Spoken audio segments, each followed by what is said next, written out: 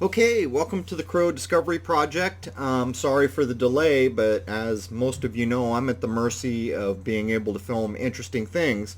With this in mind, we're going to start off with a couple things that I filmed, and this happens all the time, but I don't present them. You'll see here the brighter of these two objects was actually a very interesting thing going through the sky. It was very bright. It wasn't that high off the ground. There, I've zoomed back out. But what I had to do was rip the camera off the tripod because I couldn't sight it, because DSLRs just do not do well in low light situations. To top it off, I had a telephoto with a doubler, which even makes light less visible in your kind of viewfinder. But we see these objects all the time, and I'm constantly trying to figure out a good way to film them with DSLRs. Truth is, night vision is the way to go on this stuff. So someday for Christmas, maybe I'll get night vision or something, but it's just so darn expensive. Here is another example where I was trying to dial in on a plane, but watch, see that light zooming by on the bottom?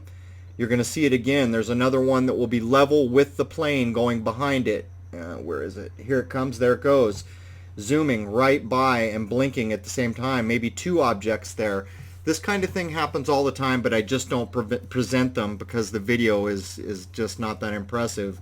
It's not quality enough to make a difference. And this is what happened in the Upper Peninsula of Michigan.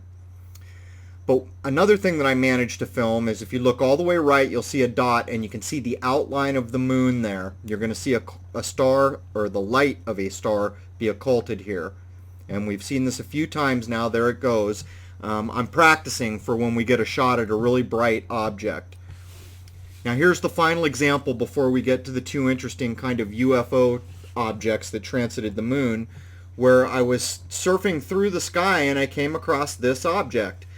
The telescope could not ID it. I came in, looked on Star Map and Stellarium, and while there were 2 4th magnitude stars in the vicinity, I could not ID this as a star.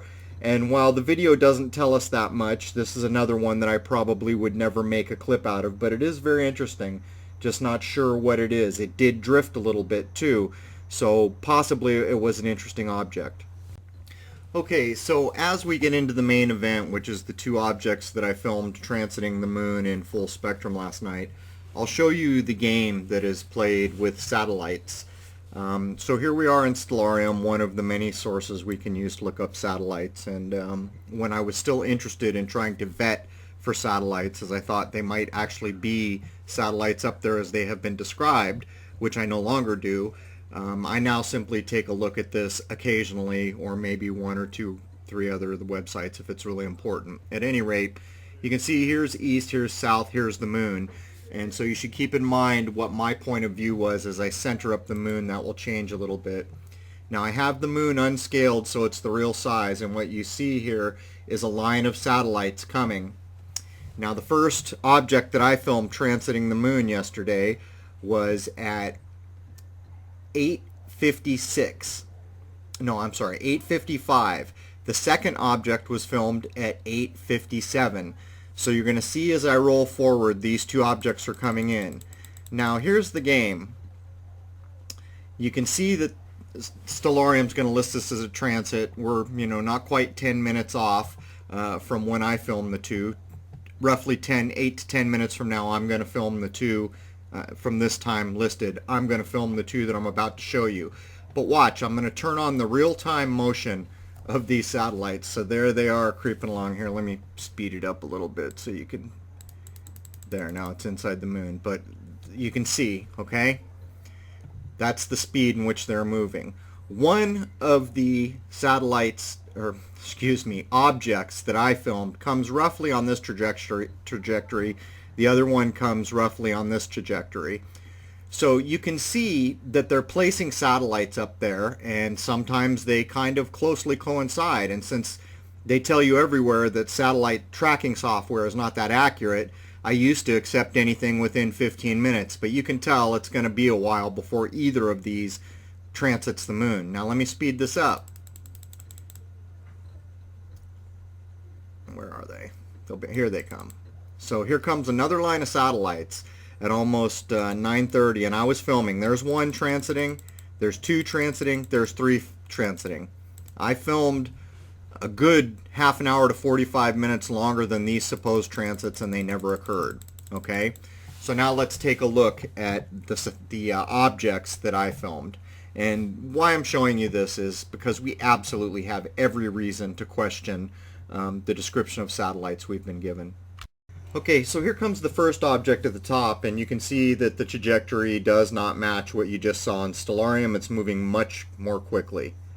The time is very close to what Stellarium lists, but clearly there is no way to match these two objects. Here it comes again at the top. We'll take a little closer look. This is at 350% zoom. Now, if I was to freeze, I meant to do it in the edit, but I didn't. If I froze frame the video, this object would be perfectly round. What you're looking at is speed blur. I've slowed it down to 50%, which gives it kind of the jiggly motion, but in the edit I was freezing it all over the place, and they are in fact perfectly round. In other words, they don't look like anything that we've ever seen described to us. And there you can see I use the auto lighting to go below the moon to try to track it, but I cannot see it. Here comes the other one, which is on a very similar trajectory, not exact to what we just saw in Stellarium. Again, I use the auto lighting to try to track it past. Sometimes we're successful. Most of the time we can only see it while it's backlit by the moon. So I don't know what that means, whether they're cloaked or what the reason for that would be. Hard to tell. But again, this one, if you freeze frame it on any given frame, it is perfectly round. As a matter of fact, what I'll do is I'll take a still of each when I'm done with this voiceover, and I'll put it at the very end so that you can see the shape of them, and I'll zoom it in Photoshop because it does a better job than the video editor in dealing with still images in a zoom. And again, you can't see either of these objects using the auto lighting. Here they are side by side. I've done a split screen here, and you can see them both.